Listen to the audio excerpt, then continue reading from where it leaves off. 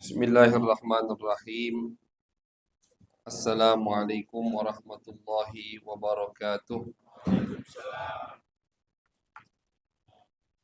Bismillahirrahmanirrahim. Alhamdulillahi rabbil alamin wa bihi nasta'inu ala umuri dunya waddin. Wa sallallahu wa sallama ala sayyidina wa maulana Muhammadin khatamin nabiyyin wa ala alihi wa sahbihi ajma'in. Rabbi shrah li sadri ويسر لي أمري واحلل عقدة من لساني يفقه قولي سبحانك لا علم لنا إلا ما علمتنا إنك أنت العليم الحكيم أما بعد الحمد لله. Puji syukur kehadiran Allah Subhanahu wa taala. Salawat dan salam kita haturkan kepada baginda besar Nabi Agung Nabi Muhammad sallallahu alaihi wasallam. Masyarul hadirin wal hadirat jamaah yang dirahmati oleh Allah.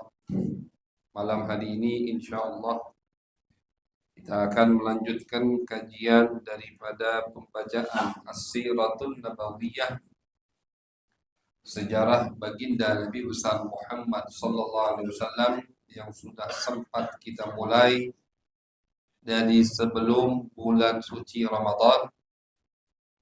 Kurang lebih kalau tidak salah sudah 2 kali pertemuan terkait pembahasan sejarah baginda Nabi besar Muhammad sallallahu alaihi wasallam. Seperti yang kami sampaikan bahwasannya di kajian pertama atau bab pertama dari As-Siratul Nabawiyah, dari sejarah baginda Nabi besar Muhammad sallallahu alaihi wasallam, kita akan mengkaji, kita akan membahas terkait dengan An-Nasabus Syarif, dengan nasab mulia Nabi besar Muhammad sallallahu alaihi wasallam. Karena memang begitulah yang diurutkan sama ulama di kitab-kitab mereka. Ketika mereka mencatat, membukukan sejarah baginda Nabi Muhammad sallallahu alaihi wasallam, yang pertama kali mereka kaji, mereka bahas adalah terkait nasab mulia Nabi besar Muhammad sallallahu alaihi wasallam. Nasab mulia Nabi. Dan seperti yang juga sudah kita sampaikan, bahwasanya sejarah baginda Nabi Muhammad sallallahu alaihi wasallam itu kalau kita ringkas akan menjadi 4 bagian. Ini tidak apa-apa, kita ulang terus ya. Jadi 4 bagian. Bagian pertama adalah hal-hal yang terjadi dan ada kaitannya tentunya dengan Nabi Muhammad SAW, terjadi sebelum dilahirkan Nabi Muhammad SAW. Bagian kedua dari Nabi dilahirkan sampai beliau diutus sama Allah. Bagian ketiga dari Nabi diutus sama Allah sampai beliau hijrah ke kota Madinah. Bagian keempat dari Nabi hijrah ke kota Madinah sampai beliau wafat meninggal dunia. 4 bagian ini kalau kita baca kitab sejarah yang muternya di situ. Yang dibahas ya 4 bagian ini. Hal-hal yang terjadi sebelum Nabi lahir. Hal-hal yang terjadi setelah Nabi lahir sampai diutus. Yang terjadi setelah Nabi diutus sampai hijrah. Yang terjadi setelah beliau hijrah sampai wafat meninggal dunia. Kita masih berada di bab pertama atau season pertama dari sejarah baginda Nabi Muhammad sallallahu alaihi wasallam, yaitu apa saja yang terjadi sebelum Nabi dilahirkan. Termasuk daripada hal-hal yang berkaitan dengan Nabi sebelum beliau dilahirkan adalah perjalanan hidup kakek nenek moyang Nabi. Itu semua ada kaitannya dengan Nabi Muhammad. Karena Allah Subhanahu wa taala tidak sembarangan memilih orang untuk menjadi kakek nenek moyang Nabi. Mereka itu orang pilihan. Orang pilihan karena bakal jadi kakek nenek moyang Nabi. Makanya kata ulama, ketika ada seorang ulama yang memuji Nabi, Beliau mengatakan, sungguh engkau ya Rasulullah luar biasa. Kakek nenek moyangmu itu dapat kemuliaan dikarenakan dirimu. Beda dengan orang lain. Kan wajarnya atau semestinya anak yang dapat kemuliaan dari bapak. Anak yang dapat nama dari bapak. Anak yang misalkan kita lihat anak ini baik, oh berarti orang tuanya baik. Anak ini apa namanya akhlaknya, budi pekertinya bagus, bergaulnya masya Allah bisa bergaul, bisa memahami sesama. Oh berarti didikan orang tua. Jadi anak bagus gara-gara orang tuanya, gara-gara kakeknya, gara-gara yang mendidiknya. Itu semua umat manusia seperti itu. Anak dapat kemuliaan dikarenakan bapak. Anak didapat dapat kemuliaan, cucu dapat kemuliaan dikarenakan kakeknya. Beda tapi dengan Nabi Muhammad SAW. Beliau tidak mendapatkan kemuliaan dari kakek nenek moyangnya, malah kebalikan. Kakek nenek moyang Nabi dapat kemuliaan dari Allah karena mereka akan menjadi kakek nenek moyang Nabi Muhammad SAW. Makanya dijaga sama Allah, dipilih sama Allah agar mereka menjadi daripada garis keturunan yang akan melahirkan baginda Nabi besar Muhammad SAW. Makanya termasuk yang harus kita yakini, termasuk keyakinan yang harus diyakini, diimani oleh semua umat Nabi Muhammad SAW, bahwasannya Nabi memiliki garis keturunan yang mulia. Itu harus kita yakini. Tidak ada dari kakek nenek moyang Nabi kecuali orang-orang yang beriman kepada Allah, kecuali orang-orang yang suci. Pernikahan mereka pernikahan yang sah. Di dalam hadis Nabi besar Muhammad SAW, beliau pernah berfirman, beliau bersabda, kata Nabi, ma waladani min nikahi sifahil jahiliyati qad. Kata Nabi, aku tidak dilahirkan dari pernikahan jahiliyah. Tidak ada kakek nenek moyangku nikah ngikuti adat jahiliyah yang salah. Kata Nabi, semua pernikahan kakek nenek moyangku ala nikahin Islam.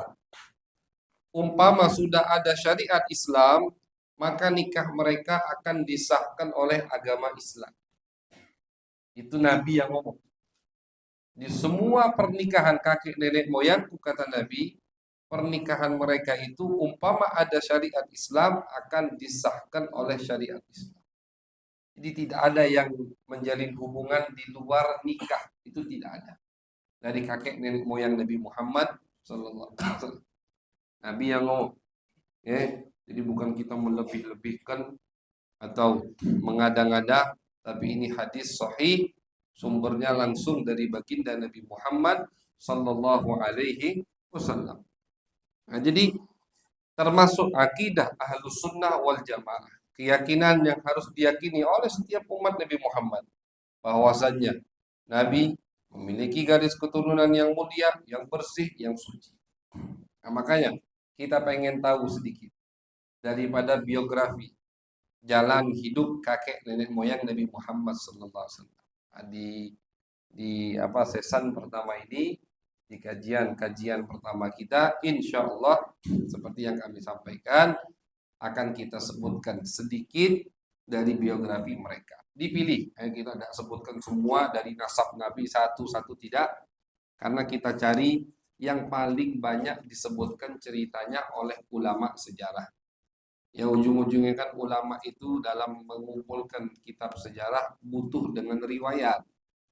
Butuh dengan riwayat. Kitab sejarah itu Pak bukan seperti kitab fikih. Bukan seperti kitab tafsir yang bisa dipahami dengan menganalisa, dengan istimbat, bukan seperti itu. Kitab sejarah itu mesti nakli. Nakli itu artinya ada riwayat, walaupun riwayatnya dhaif. Nah, jadi kalau ada orang yang mengatakan, oh kalian baca sejarah, riwayatnya dhaif, itu orang yang tidak paham ilmu hadis. Ulama hadis sepakat di dalam bab sejarah kita boleh menerima riwayat yang dhaif. Dhaif itu artinya riwayat yang lemah. Tidak masalah riwayatnya lemah karena hanya terkait dengan sejarah, cerita. Namanya cerita. Tapi kalau terkait dengan hukum, dengan halal haram, mana yang boleh, mana yang tidak boleh, mana yang benar, mana yang batil. Nah, di situ baru kita harus menggunakan hadis yang sahih, hadis yang kuat. Tapi kalau sejarah, cerita, tidak perlu hadisnya tidak perlu hadisnya sahih. Hadis lemah udah bisa dijadikan tendensi untuk kita meriwayatkan cerita tersebut. Ketika kita telaah kitab-kitab sejarah, itu ternyata tidak semua kakek nenek moyang Nabi banyak ceritanya disebutkan oleh para ulama. Tentunya ya karena jarak yang begitu jauh. Jarak dari pengarang satu kitab kepada kakek Nabi kan jauh. Nah, karena jarak yang jauh, makanya tidak semua kakek nenek moyang Nabi banyak ceritanya disebutkan oleh ulama sejarah. Kita pilih insya Allah di kajian kita setiap malam Ahad ini, pekan kedua dan keempat, kita pilih kakek nenek moyang Nabi yang banyak ceritanya. Kita sekarang berada di kakek Nabi yang pertama, yaitu yang bernama Abdul Muttalib. Muhammad bin Abdullah bin Abdul Muttalib ini kalau kita pengen punya cucu, punya anak, tidak mau namanya banyak sama, nggak boleh pakai nama Abdul Muttalib. Karena nama yang sering disebutkan sama Nabi Muhammad Sallallahu Alaihi Wasallam. Jadi pengen kadang kan orang zaman sekarang ini, jangan namanya Muhammad, Ahmad, Abdullah, kebanyakannya Ustaz, nggak mau itu. Pengen aneh, jarang didengar, tidak banyak yang menyamainya. Kasih nama-nama keluarga Nabi, kakek Abdul Muttalib. Itu kan nama yang jarang sekarang dipakai. Tapi bagus, bermakna. Dan sering diucapkan oleh baginda Nabi Muhammad Sallallahu Alaihi Wasallam. Bahkan Nabi sering kali menisbatkan diri beliau langsung ke Abdul Muttalib. Nabi sering menyebutkan anak ibnu Abdul Muttalib. Aku putranya Abdul Muttalib. Padahal Nabi bukan putranya Abdul Muttalib, putra-putranya Abdul Muttalib. Nabi bin Abdullah, Abdullah baru anaknya Abdul Muttalib. Tapi beliau sering menisbatkan dirinya ke Abdul Muttalib. Kata ulama, ini menunjukkan bahwasannya boleh kita menisbatkan diri kita ke kakek langsung. Ke kakek kita. Langsung nisbatkan diri ke kakek. Tapi kakek di sini ayahnya ayah, bapaknya bapak, bukan bapaknya ibu. Karena bapaknya ibu kita tidak nyambung ke situ nasabnya. Bapaknya bapak. Boleh tidak kita menisbatkan diri aku anaknya fulan. Nah, fulan ini ternyata bukan ayahnya tapi ayah dari ayahnya, boleh. Ya walaupun kalau untuk urusan resmi jangan di KK, di KTP, ya jangan tulis nama bapak langsung. Ini hanya untuk penisbatan. Ketika ditanya kamu anak siapa? Misalkan bapaknya kurang terkenal, warga situ tidak kenal, tapi dengan kakeknya kenal, ya aku anaknya fulan. Oh, langsung. Nabi sering menisbatkan diri beliau ke Abdul Muttalib dengan beberapa alasan. Di antaranya kata ulama, karena Abdul Muttalib lebih dikenal daripada Abdullah ayah Nabi. Kenapa bisa begitu? Ya, ayah Nabi Abdullah meninggal umurnya masih sangat muda. Seperti yang kita ambil kemarin, umurnya ada riwayat yang mengatakan 20, ada riwayat yang mengatakan 25. Ada riwayat yang mengatakan 18 tahun. Masih sangat muda. Sedangkan Abdul Muttalib kakek Nabi umurnya ketika wafat 140 tahun. Abdul Muttalib pas meninggal dunia umurnya 140 tahun. Apa hidupnya lama. Banyak ceritanya. Banyak yang kenal, banyak tragedi yang luar biasa terjadi di tangannya. Allah muliakan Abdul Muttalib karena Abdul Muttalib akan jadi kakek Nabi dan yang akan mengasuh Nabi selama 2 tahun. Nabi diasuh 2 tahun sama Abdul Muttalib. Makanya Nabi sering menisbatkan diri beliau ke kakeknya langsung. Ana ibnu Abdul Muttalib, ana nabiyyu la kadzib.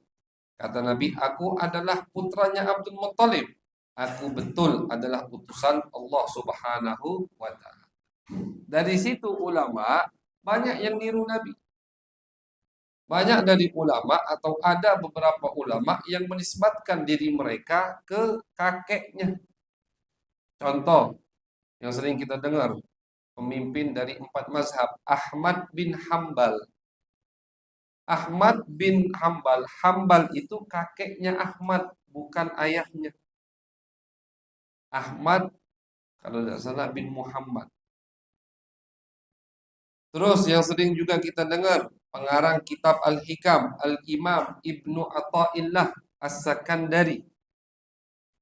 Pengarang kitab Al-Hikam, Ibn Athaillah, putranya Athaillah. Padahal beliau bukan putranya Athaillah. Beliau namanya Muhammad bin Ahmad bin Athaillah. Tapi karena kakeknya lebih terkenal, akhirnya beliau menisbatkan dirinya kepada kakeknya Athaillah. Ada pengarang Alfiyah, nazoman, syair di bidang ilmu nahu. Nama beliau Muhammad bin Abdullah bin Malik. Beliau nisbatkan dirinya dalam sekarangan beliau, qala Muhammadun huwa ibnu Maliki. Berkata Muhammad bin Malik. Padahal bukan ayahnya Malik. Ayahnya Abdullah bin Malik. Nah, jadi dari situ ulama, dari hadis Nabi tadi, sebagian ulama menisbatkan diri mereka ke kakek mereka, bukan ke ayah kandungnya. Jadi boleh, tapi ke bapaknya bapak atau ayahnya ayah. Boleh kita menisbatkan diri kita ke mereka, mengikuti Nabi besar Muhammad sallallahu alaihi wasallam. Abdul Muttalib. Abdul Muttalib itu bukan nama aslinya. Kalau kita terjemahkan, Abdul itu kan hamba sahaya. Abdul artinya hamba sahaya.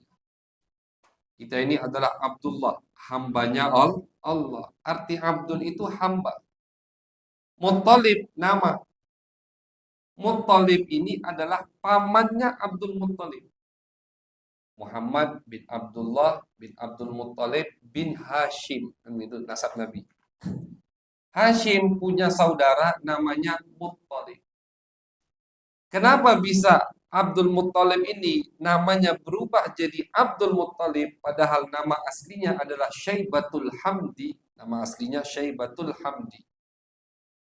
Karena ceritanya kata ulama, ayah beliau yang bernama Hashim menikah dengan perempuan dari kota Madinah. Kan Hashim dari Mekah. Nah, lagi tinggal di Madinah. Nikah dengan perempuan kota Madinah.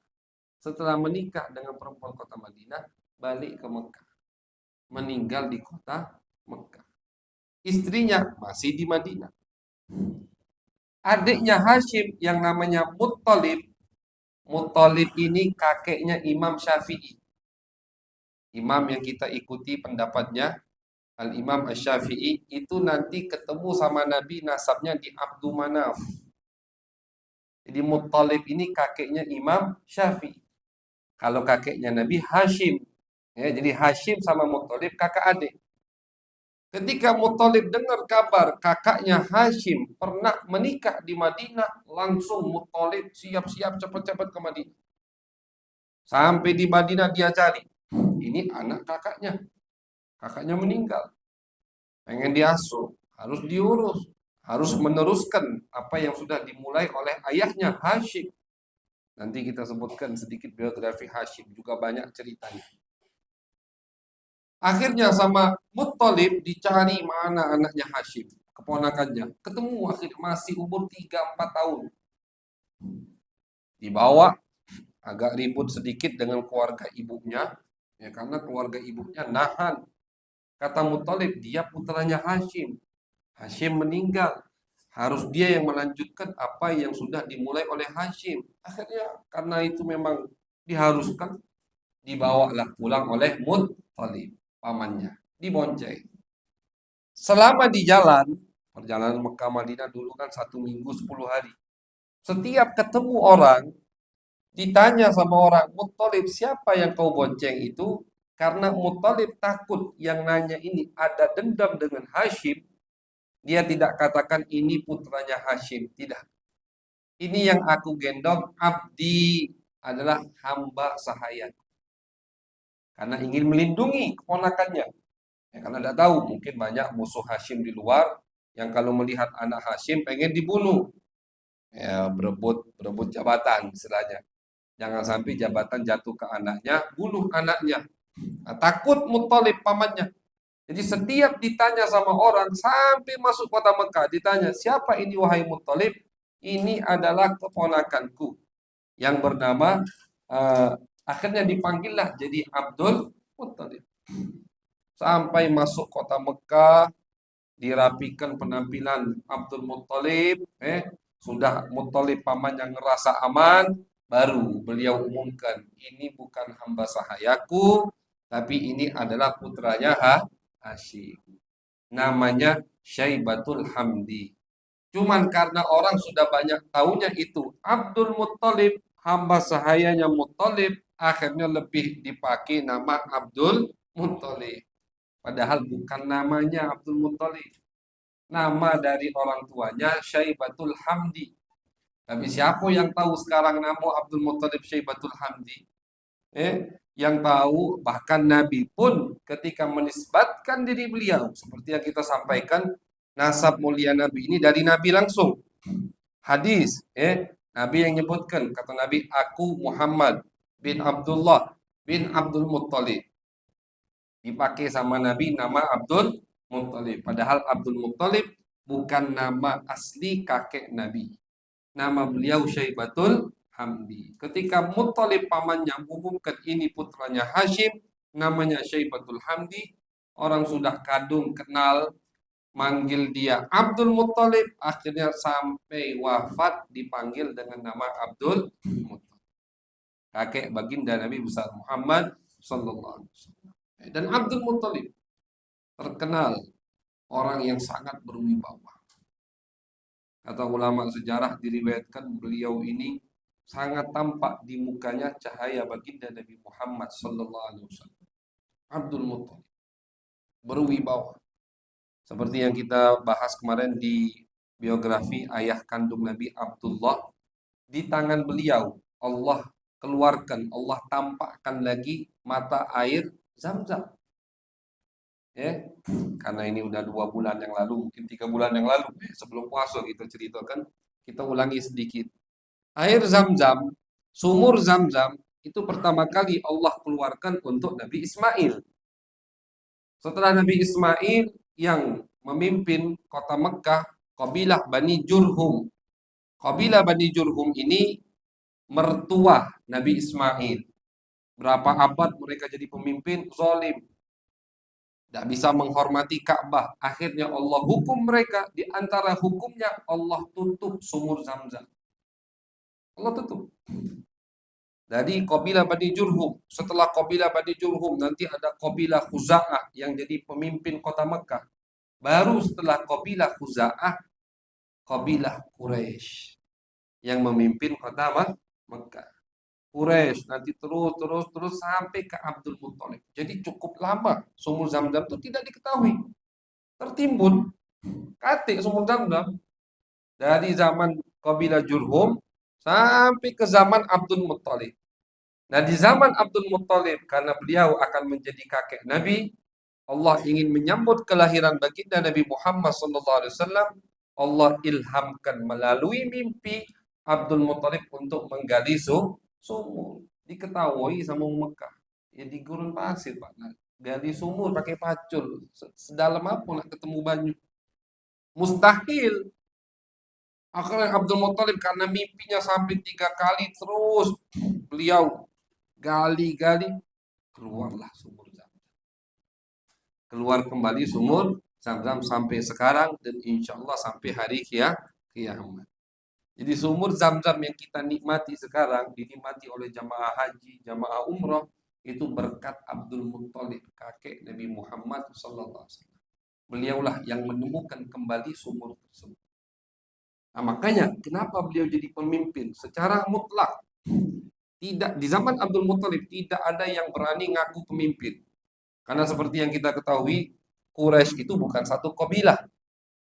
Quraisy itu banyak kabilahnya. Kabilah itu keluarga besar ya, marga. Banyak. Ada Bani Hashim, ada Bani Muttalib, ada Bani Makhzum, ada Bani Umayyah. Banyak kabilahnya. Mereka semua dari keturunan Quraisy. Begitu. Semua ini ada pemimpinnya setiap kabilah. Tapi ketika semua kabilah kumpul, mereka sepakat menjadikan Abdul Muttalib pemimpin mereka. Maka Abdul Muttalib di zamannya bukan hanya pemimpin Bani Hashim, tapi pemimpin semua kabilah yang ada di kota Mekah. Pemimpin semua kabilah dari keturunan Quraisy. Abdul Muttalib kakek Nabi Muhammad. Kenapa bisa begitu? Padahal yang lebih kaya banyak dari kabilah-kabilah lain. Yang pasukannya lebih hebat banyak. Karena mereka menyaksikan banyak keanehan terjadi di tangan Abdul Muttalib. Jadi mereka ini Abdul Muttalib bukan sembarangan orang. Sudah mereka rasakan akan kehadiran baginda Nabi besar Muhammad Sallallahu Alaihi Wasallam sehingga mereka secara mau tidak mau menjadikan Abdul Muttalib pemimpin untuk mereka. Di antaranya sumur Zam-Zam yang pakai aneh kan sumber air di tengah gurun pasir. Sampai sekarang ini Pak, sampai sekarang untuk gali sumur bor di Mekah itu sulit. Tidak segampang kayak di Indonesia. Mau ketemu sumber airnya itu berapa puluh meter, bahkan tembus 100 meter ke dalam. Sulit. Sampai sekarang. Bahkan tidak boleh sembarangan orang gali sumur di Mekah itu. Harus izin repot. Kalau tidak itu langsung manggil tukang bor-bor. Nah, kalau di Mekah sulit. Ini Abdul Muttalib zaman dulu belum ada mesin bor, belum ada tim apa namanya untuk apa istilahnya tim tim apa survei. Titik mana? Oh, daerah sini ada 3 titik. Ini yang banyak sumbernya. Belum ada. Abdul Muttalib sama satu anaknya yang bernama Harith bawa pacul. Nah, pacul. Makanya diketahui sama orang. Tidak ada yang mau bantu. Ketika keluar, nah, baru mereka kaget semua. Sumber air yang seger, mengenyangkan. Air Zam-Zam itu kata Nabi, ta'amu tu'min wa shifa'u suqmin. Air Zam-Zam itu kita mau hidup dengan air Zam-Zam cukup. Banyak dari ulama ketika mereka tinggal di Mekah, di Haramain, di Mekah Al-Mukarramah, tinggalnya di Masjidil Haram, itu kata mereka aku berbulan-bulan makan minumnya air Zam-Zam. Lapar minum Zam-Zam, haus minum Zam-Zam, sehat. Karena hadis Nabi memang ta'amu tu'min. Kata Nabi air Zam-Zam bisa menggantikan posisi makan. Porsi makan kita itu bisa digantikan dengan air Zam-Zam. Berkah airnya. Sebabnya atau di tangan siapa air Zam-Zam? Allah tampakkan kembali di tangan Abdul Muttalib, kakek baginda Nabi besar Muhammad Sallallahu Alaihi Wasallam, untuk menyambut kelahiran Nabi. Abdul Muttalib tadi seperti kita sampaikan, tampak sekali dari mukanya cahaya baginda Nabi Muhammad Sallallahu Alaihi Wasallam. Sampai-sampai diriwayatkan ketika Raja Abroha, nanti cerita Abroha ini di akhir season pertama. Karena cerita Abroha ini kan sudah dekatnya dengan kelahiran Nabi. Coba kita sebutkan sedikit. Ketika Raja Abroha ingin menghancurkan Ka'bah, di setiap jalan yang dia lewati, ketemu kabilah diperangi. Ketemu onta, pengembala onta dirampas. Pengembala kambing dirampas sama Abroha, zalim.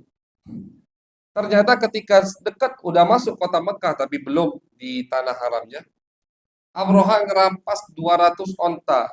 Tidak taunya 200 onta itu milik Abdul Muttalib. Akhirnya Abdul Muthalib datang nemui Raja Abroha di kemahnya. Raja Abroha ketika melihat Abdul Muthalib masuk ke kemahnya, ini raja zalim, Nasrani, datang itu ingin hancurkan Ka'bah. Ketika melihat Abdul Muthalib masuk ke ruangannya, dia lagi duduk di singgasananya. Bayangkan raja zalim, sombong, udah pasti kan? Zalim, sombong. Tidak tahu ngerti sudah. Pas melihat Abdul Muthalib masuk, dia lagi duduk di singgasananya. Oh, banyak menterinya di sampingnya. Tiba-tiba Raja Abroha berdiri dan duduk di bawah. Duduk di samping Abdul Muthalib. Jadi tidak sanggup dia duduk di atas singgasananya, Abdul Muthalib duduk di bawah. Tidak sanggup. Otomatis ketika melihat Abdul Muthalib, Amroha langsung berdiri dan mempersilahkan Abdul Muthalib duduk di sampingnya. Sama-sama duduk di bawah. Singgasananya kosong. Kursi kerajaannya kosong. Ngapa? Tidak sanggup duduk di atas, Abdul Muthalib duduk di bawah. Saking wibawahnya muka Abdul Muthalib, kakek baginda Nabi besar Muhammad Sallallahu Alaihi Wasallam. Ini Abdul Muthalib kakek Nabi. Dan beliau banyak dari adat beliau, dari keyakinan beliau yang diteruskan sama syariat Islam. Diriwayatkan sama ulama bahwasanya Abdul Muthalib ini termasuk yang mengharamkan minuman keras. Jadi tidak semua orang di zaman jahiliyah itu mabuk semua, tidak. Ada beberapa orang yang yakin minuman keras ini madarat, berbahaya untuk diri, untuk akal sehatnya, maka mereka meninggalkan minuman keras. Di antaranya Abdul Muthalib. Beliau tidak mau mengharamkan minuman keras, dan beliau haramkan anak-anaknya untuk minum minuman keras. Abdul Muthalib termasuk yang dilanjutkan oleh Islam adalah al-man'u min nikahil maharim. Abdul Muthalib melarang menikahi sesama mahram. Tidak boleh paman menikahi keponakan. Boleh. Saudara Susan menikahi saudari Susannya. Namun, di zaman jahiliyah biasa. Di zaman jahiliyah biasa laki-laki poligami dengan adik istrinya sendiri atau kakak istrinya sendiri. Oh banyak. Jadi laki, lanang kawin sama perempuan. Juga kawin sama adik istrinya. Digabung sekaligus dalam satu waktu. Maksudnya ini masih kakak, masih statusnya istrinya. Habis itu dia menikahi adiknya. Itu kan diharamkan sama Islam. Tidak boleh. Wa antajma'u bainal ukhtain. Tidak boleh kata Allah kalian itu menggabungkan dua perempuan yang mana status mereka kakak adik. Tidak boleh. Beda kalau misalkan sudah cerai dengan kakaknya atau kakaknya sudah meninggal baru menikahi adiknya. Kebalikan misalkan juga sama. Boleh. Tapi kalau masih status kakaknya itu istrinya, nikahi adiknya tidak boleh. Ini termasuk yang diharamkan oleh Abdul Muthalib. Selain Abdul Muthalib, orang yang hidup di zaman jahiliyah banyak. Pernah ada datang ke Nabi laki-laki yang bernama Al-Aqra' bin Habis. Kata ini laki, ya Rasulullah, aku ini punya bini 10. Kata Nabi, tidak boleh lebih dari 4. Kau pilihlah yang kau hendak, sisanya ceraikan, lepaskan. Termasuk pernikahan jahiliyah seperti itu. Tidak ada batasan untuk laki-laki menikahi perempuan. 10. Kata Nabi 4. Lebih dari 4 khusus untuk Nabi Muhammad.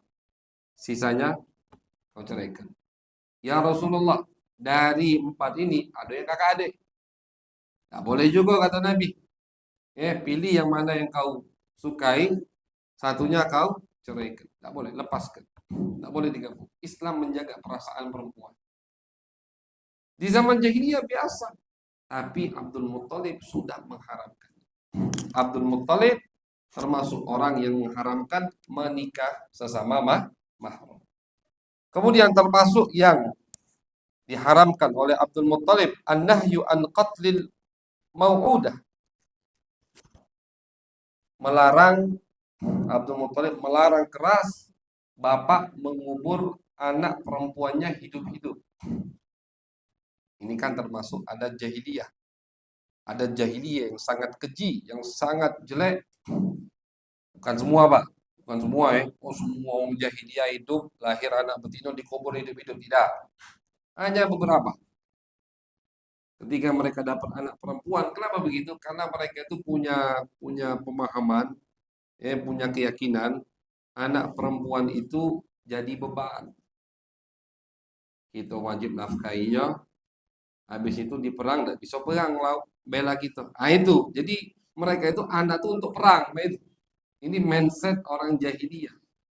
Anak itu untuk berperang. Kalau anaknya perempuan, tidak bisa ikut perang. Buat apa kita hidup kubur hidup-hidup? Nah, ini termasuk ada jelek jahiliyah. Makanya dalam Al-Quran, Allah celah itu ada. Wa idzal mau'udatu su'ilat bi ayyi dzambin kutilat. Kelak kata Allah di hari kiamat, bayi-bayi perempuan yang dikubur hidup-hidup oleh bapaknya akan minta pertanggungjawaban ke bapaknya masing-masing. Kenapa aku dikubur padahal aku tidak punya salah? Makanya sama Islam dinafikan betul keyakinan seperti ini. Dan dalam syariat Islam, Nabi Muhammad SAW beliau menjamin ini untuk menafikan keyakinan ini. Kata Nabi, barang siapa yang memiliki 3 putri, memiliki anak perempuan 3, kata Nabi, bisa dia mendidiknya, dijaga putri-putrinya tadi, sampai menikah dengan orang yang baik, kata Nabi Muhammad, aku jamin dia masuk surga. Yang punya 3 anak betina, tapi dengan syarat dididik, dijaga, sampai menikah dengan orang yang baik, kata Nabi, aku jamin masuk surga.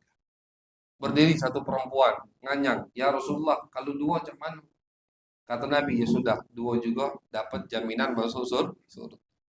Lemak sahabat hidup di zaman Nabi ya, pacak nganyang masuk surga. Biasa, ibu-ibu kan demennya nganyang itu.